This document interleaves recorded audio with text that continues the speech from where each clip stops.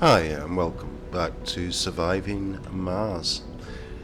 Quick run through of the changes that have happened since we were last recording. If you remember, there was a dome over here. I've placed another dome down. This is to give a living area here and more of a work, recreation and educational area here and medical facility in the centre. I've now got two of these polymer factories working full time. We've got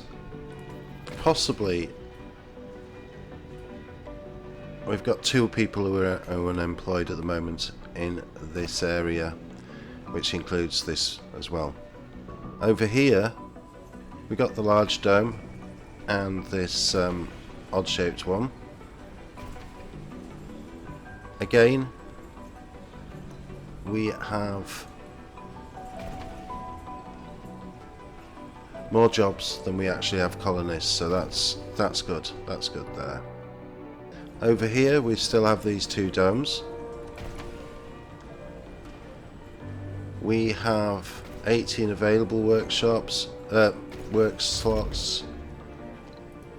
We can take some more people from here, so we'll open up those workshop slots there. If you remember rightly, over the other side of the planet here we had this single dome, and this was to access the rare metals here. Since then I've placed this dome down and we're now accessing the rare metals here as well. This is taking the overflow of residents from the other domes. It's got quite an extensive water line which could be prone to leaking, so I need to make sure that I either build some form of defence around it or put some more taps and tanks in. I think I'll probably opt for the taps and tanks, to be honest. I've been avoiding talking about the elephant in the room, but I'm going to have to do it now. This is natural. The flooding here has occurred due to rains that have been coming, and we've got a bit of a river coming down here, joining up again with a natural lake here, and you can see my man-made one. Resources are low here. So we're going to have to keep an eye on that, because we may need to move and vacate the area, which was another reason that I thought extending out here would actually be beneficial. And if I get the dozer in, I'm going to level this area off so we can access this rare metal here. How's everything working? Well, we have been trading and we have been buying polymers. We've got a sort of loose friendship with the Polygon Industries expedition, and we do allow visitors to visit us and visitors to go there, but we've not got anything more formal. We trade regularly with them for polymers. We're trading with metal because we just have an absolute abundance of metal here, although how long I'm going to keep trading in it, I'm not sure. I need to keep an eye on that. We're currently trading also metal for food. I think I'm going to change that as well, because the food situation is now recovered. We're at the moment producing 145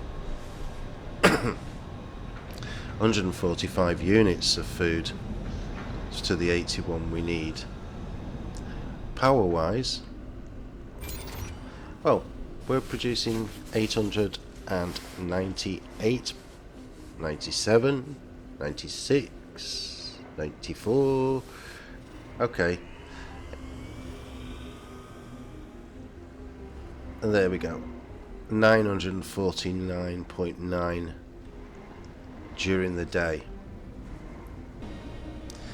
And vegetation wise, we've got an amazing collection of bushes, and I'm hoping if I can get that temperature up, we might be able to start planting trees.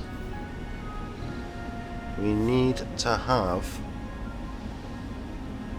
soil quality of 40%, which I think is the N one on the right. I'll check in a minute. And we need water of 35%, which we've got, and a temperature of 35%, which we've got 33.6. So we need to get that up. To do that, I need to raise the temperature. And the best way to raise the temperature is using one of these factories. So I place the second one down and getting those CO2s into the atmosphere. Apparently we have a new launch project. Okay. Currently we've got an expedition out cloud seeding, and we've got a rocket returning from the SETI satellite project. We just put one satellite up on the northern polar ice cap, could you say? And we just completed that. Our very own SETI satellite has been delivered and launched into the Martian orbit. It is now operational and will contribute to the decades-old mission of finding signs of intelligent life elsewhere in the galaxy. We've got a new trade-off of polymers for metals.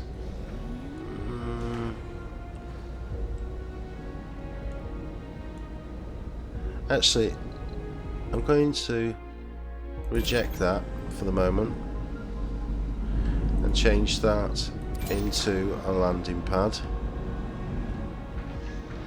because I'm making quite a bit of polymer here with these two factories working full time. I'm hoping we should be making more than what we need to use. I'm quite happy with the way that the terraforming is progressing. I'm not happy about this here, I have to be honest. I think it's going to be an issue. I've currently got a rover somewhere that is supposed to be... Oh, he's over here. Right. He should be on an automated... I don't think it's needed to do an automated pickup anymore. Let's load those up and take them over the other side. So we are getting quite a bit of rare metals in, to the point where I am actually thinking of sending some back to Earth just to get a cash injection.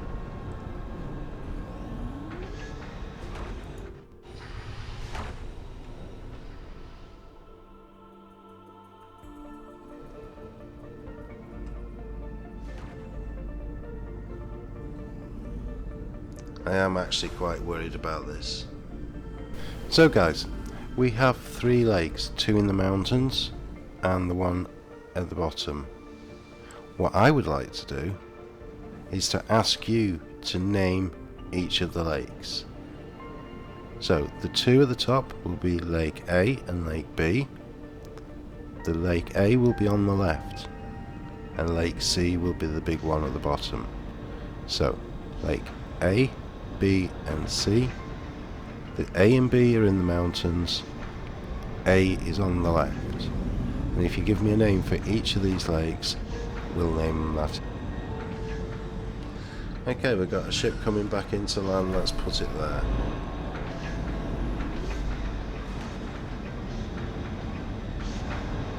Our real source of kind of like concern is not so much, as you can see, we're now getting quite a few machine parts, in fact to the point now where I actually believe we should have one for machine parts. And it's going to have to go. This original base down here, to be quite honest, is not really serving any purpose other than to maintain this. This is fully automated because nobody seems to want to live down here. I've got water supply here which I've been kind of like working on bringing online. And I'm not really sure what to do, to be honest. Other than the water, which could be covered by the drones, and this bit of metal here,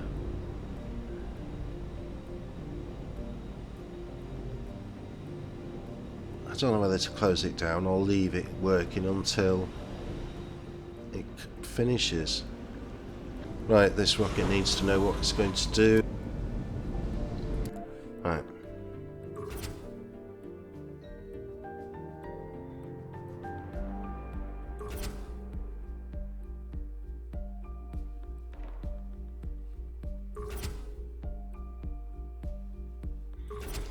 Let's go and send it to do that expedition. Also, while I notice, I might as well send this truck to pick up those. We're going to shut that one down. Over here we're building an artificial sun. As you can see, it takes a lot. The result will be that we should have a massive amount of power from it, and I can then work on the next stage, which will be to start taking down some of these wind turbines and solar panels that are out on limbs. Right, let's start a transport route from here. Load resource, rare metals, and you're going to unload resource.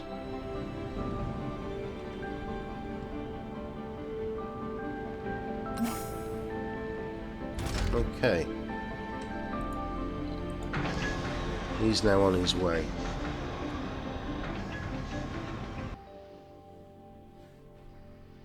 Need to sort this power out. I got distracted.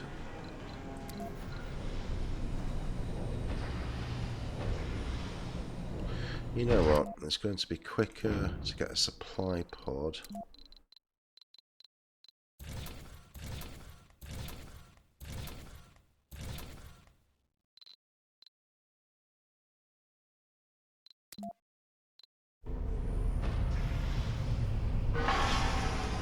I suppose this is a little bit cheaty, but I've got the money, and it will mean that I can resolve this issue quite quickly without having to worry about there being enough resources. I need time for my resources to build up now that I've started producing a lot of them myself. Ladies and gentlemen, what you are seeing is not toxic rain. This is pure rain. And oh boy, we are going to have a problem.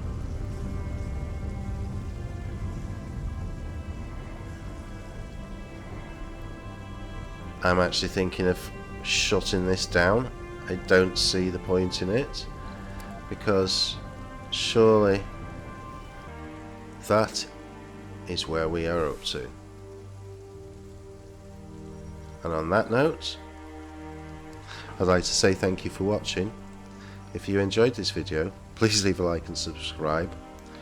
Thank you for your support. Leave a comment. Remember to ring that bell, and I'll catch you next time. Goodbye.